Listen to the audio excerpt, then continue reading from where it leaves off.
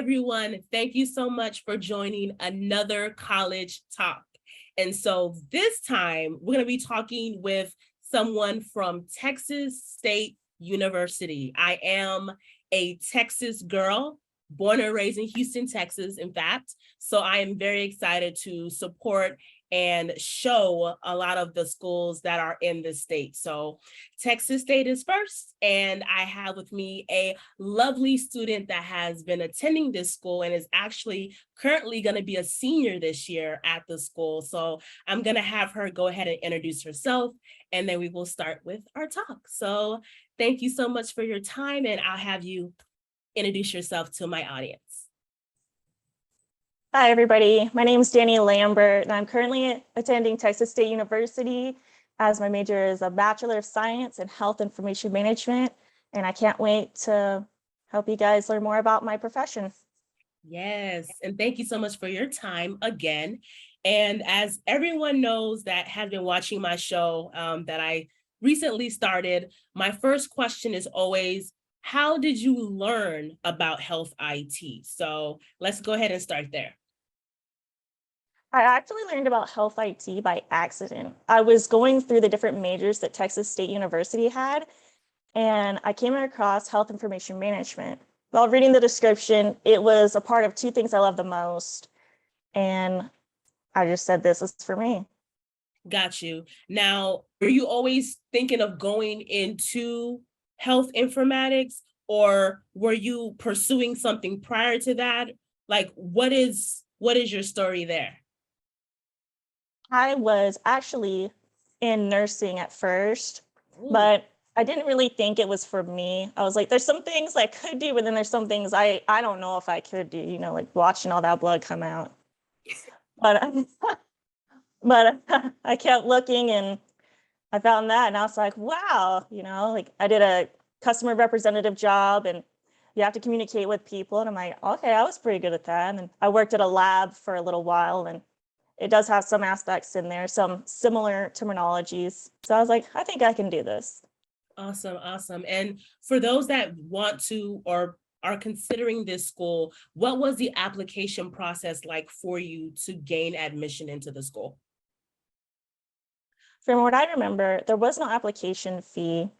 You did have to fill out some paperwork, and then you did have to wait, I think it was 2-3 months before you could actually have your screening in person. Since it was getting close to the COVID time, we had ours online for the Zoom, but it's still, you know, they're looking at you, wanting to make sure that you're dressing appropriate. It's just like going into work and having an interview. Got you. And just talking about Texas State, why did you choose Texas State out of all the possible schools out there? I actually chose it because it was referred to me by somebody in Kansas, because that's where I came from. Yeah. I had just gotten done with the Army. I'm retired now. And one of my nurses said, you should go to Texas State University because they have a great nursing program. And I looked them up, and they're very well known for anything in the medical field. Got you. And then from there, you did nursing a little bit and then accidentally bumped into health informatics and then just kind of took it on. Yes. Wow, that's awesome. I feel like we all, not all, but for people that I've spoken to so far, everyone kind of stumbles into the field, which is a very interesting thing that I've noticed. So yeah, you definitely fit in with the rest of us. What is your favorite topic that you have learned so far while learning health informatics? It would have to be either SQL or R programming. I actually thought it was going to be nerve-wracking. I was like, I don't know if I can do this. But as soon as we started, I was like, I can't believe I understand this. I feel so smart. And I'm excited about it because I actually signed up for a class with Python because SQL and R are precursors to having Python. Mm-hmm. And I'm just really excited about that. That was my favorite part so far. Got you. And I'm just thinking about the future here. That's just how I am. Do you see yourself, or are you striving to be in the coding profession once you're done with the degree, or is your path, leaning towards another part of the field? Coding as for like health, um, and like coding people's diagnoses and stuff, I'm not really into that because it's like picking up a dictionary and researching all the things like just again and again and again. And I just feel like it's too static for me. I like things going a little like this instead of just straight. Mm-hmm. So I wouldn't want to do coding. I want to do something more of like privacy or security, maybe something with legal. And it is definitely needed.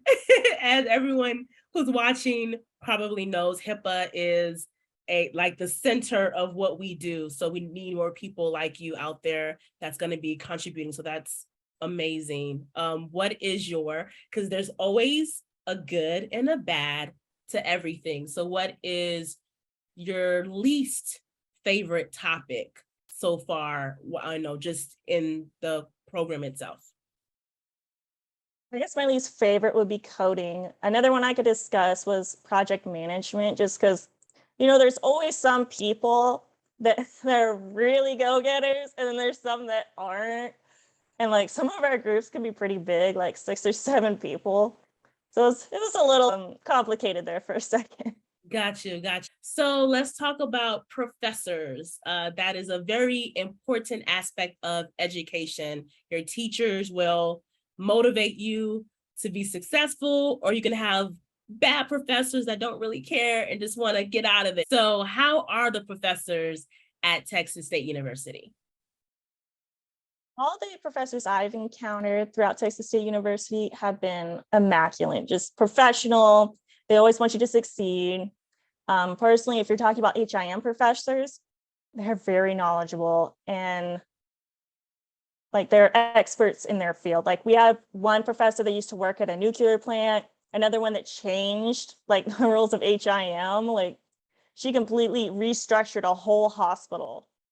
And it was amazing. I even found out that she was best friends with Catherine Lusk, which used to be the president of AHIMA. Oh, nice. Yeah, she was very inspirational to me.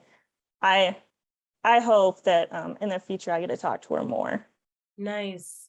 That's awesome. I had no idea that there was that much, history within the faculty. That's also a great addition. Is there any other? They've worked everywhere. Everywhere. Like they've worked so many places and different things. Like because of our tight-knit community, everybody knows everybody, and they've always had like a role. And I did not know that until they started talking more about themselves as we went on. Yeah. And they're very passionate about what they do.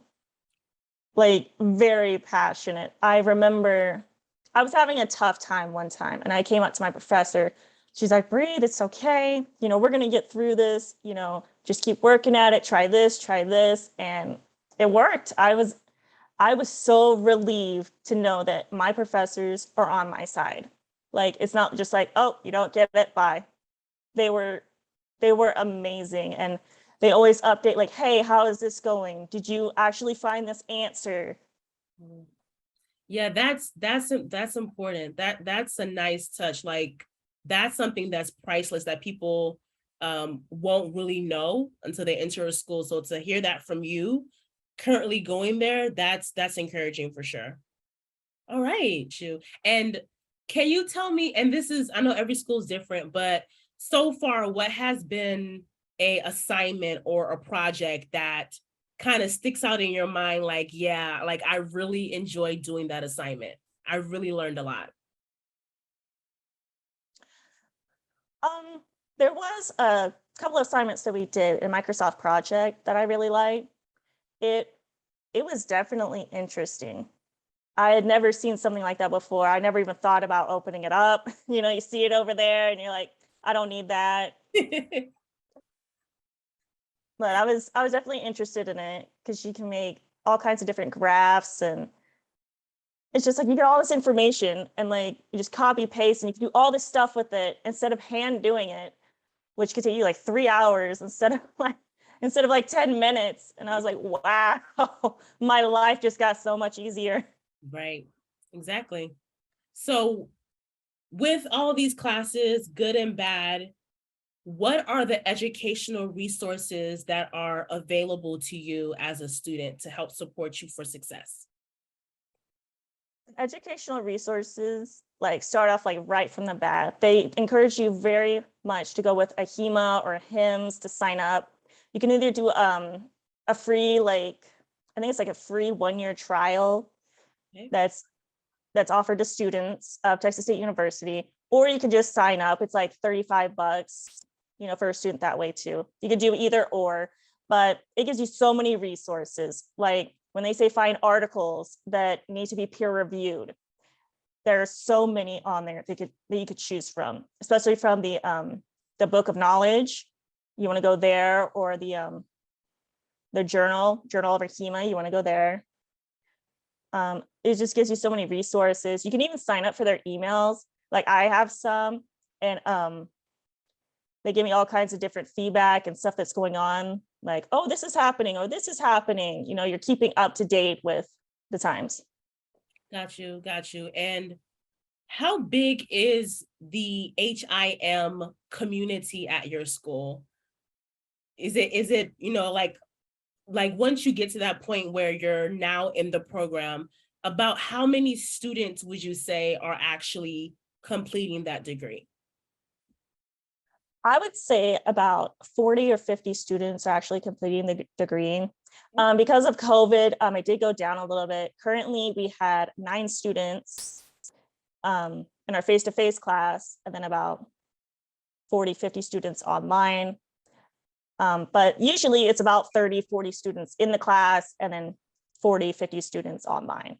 Okay. Okay. Now, I love organizations. I remember when I was in college, I was in a whole bunch of stuff. So what programs, or not programs, but what organizations are you currently a part of? And also opportunities as far as organizations for students that would want to study health IT at Texas State University? I would say the one that would help you out the most that I haven't mentioned already would be HEMSA, which is our school's club for HIM students. We encourage you to sign up. It's $5. You do have to do 10 hours of community service, but it's really easy. All you have to do is like one Bobcat day or donate a couple of clothes, It's pretty easy. And it's just a forum with everybody who's an HIM. Like if anybody has any questions or anything about topics, anybody can answer. You can get information that way. You can be like, hey, where's this? Where's that? It's just a community of all of us getting to know each other. And what is Bobcat Day? Because I don't know what that is. What is for those that don't know, what is Bobcat Day? Bobcat Day is like when all of the high schoolers or people that are looking for for a different degree and they're not sure where to go, where all the booths are set up. You have the nursing, you'd have us, HIM, geographics, just every kind of degree you could think of. And we go there and we talk to students that want to be interested in our degree. Okay, got you. Okay, got you. Now, outside of the classroom, you have to have a balance of studying and having fun. I always say that balance is good. So as a student at Texas State University, what activities are around in the community that people would be able to enjoy?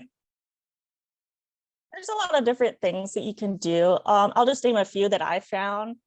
On the very last floor, the 3rd floor, if you go all the way in the back, there is a place where you can actually take a nap in the middle of your day if you need it. Okay. They supply blankets and pillows. It's really cool. I need that. Okay. I need that right now. Okay. That's really cool. Okay. Got you. And Yeah, on like a Saturday night or Friday night, you've been studying super hard all week and you want to take a break. Where are the kids going? A lot of people, as long as it's warm outside, like to go tubing because it's right off the campus and you can walk there. It's pretty amazing because they supply the tubes for you and you just go down and then they bring you back on a bus. Mm-hmm. So it's pretty fun. And then also right next to it, there's a moat, and inside that moat is a theater. And I think that's pretty cool. I've seen a lot of people going there. Okay. All right. So if you like tubing, guys, and you like to take naps, okay, then Texas State is for you. All right. All right. I'm gonna be serious. Okay.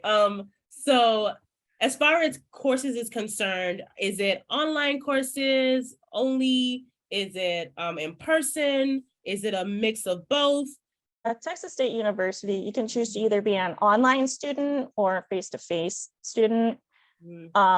They do encourage you to try to be face-to-face with HIM because you learn better that way.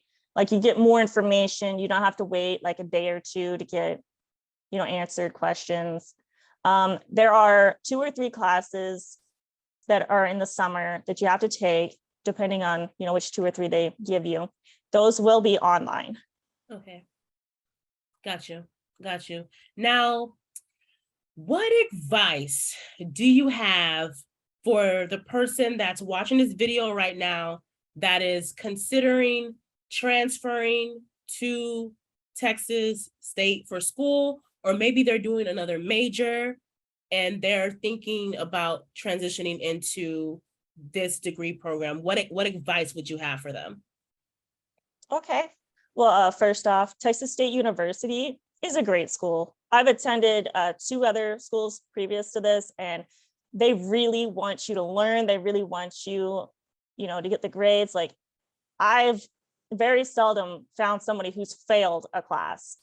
Like it has been very seldom. I've had like maybe 2 people that had like D's the entire time, and that was like my freshman year. But the professors and teachers, they really encourage you, and they have all these different things to help you, like Slack, to help you with your writing, to help you with literally any type of thing that you could possibly need. And then for somebody trying to transition from a different degree into the HIM degree field, if it's nursing, the majority of your classes will transition over, because both of the classes do have to take medical terminology, AMP 1 and 2, CIS. There's just very common classes. So it's an easy transition. Got you. All right. That's good to know that it's an easy transition.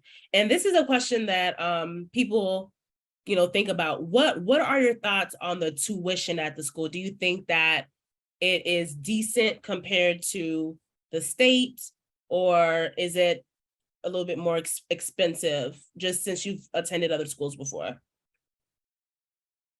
I think the tuition is decent. I also like, because this didn't happen at the other 2 previous schools I was at, that they have set deadlines that you can go on, look up, and they tell you like, hey, this is when this is happening. This is when this is happening. This is a deadline for this. Like a lot of people don't know that, but then constantly sending it out, being like, hey, this is this, this is this, this is this. Like, I feel like everybody's more together on what's happening. So as a senior in this program, what has been the biggest takeaway so far about this industry? The biggest takeaway would be that it's not just one set degree plan. We have so many different job opportunities for us. So if this plan doesn't work out, then you can have this one. You can be part of privacy and security. You can be part of admin, health coding, computer programmer, HIPAA regulations. We do forensics, analytics. So you can go into many different fields. You don't even have to go into the health profession if you don't want to. It transfers into many different fields. Got you. Yeah. And I think, and that's a very good point. People hear health IT and they just think automatically coding, but there's so many ways that you can make an impact with that knowledge. So that's a very important key takeaway that hopefully people are going to be receiving from my content as well, guys. It's not just coding stuff all day. There's so much you can do. All right. Oh yeah, there was also we're the ones that implement EHR systems for healthcare. Mm-hmm. So the systems that you're using on your computers for nurses or physicians, we're the ones that actually make those for them. And so I thought that was very interesting. I did not know that. I thought it was completely different, like degree. Yes, yes, yes. I had the opportunity of speaking to someone that's actually an engineer that is, working behind the scenes, building all these amazing systems. And so, and they have a health informatics degree. All right. So definitely a lot of work that we have to do. And hopefully you guys are learning from this channel and picking up on where you stand, when it comes to school and education. Okay, so this is my last question, and I already know the answer just based on our interview. But if you can go back in time and start all over again, would you still pick Texas State for your degree? Yes, I would definitely still pick Texas State as my degree because the warm atmosphere, the fact it's in Texas, and it's a great place. Everybody is so nice. Like, you don't even know. I've lived in so many states, and this state is so nice. And like the water, everything, it's perfect. Awesome, awesome. And I'm starting this new thing now with these interviews for the college talk interviews where I want to have one fun fact for everyone. So for you, my question will be, what is your favorite flavor of ice cream? My favorite flavor is Rocky Road. I love the marshmallows.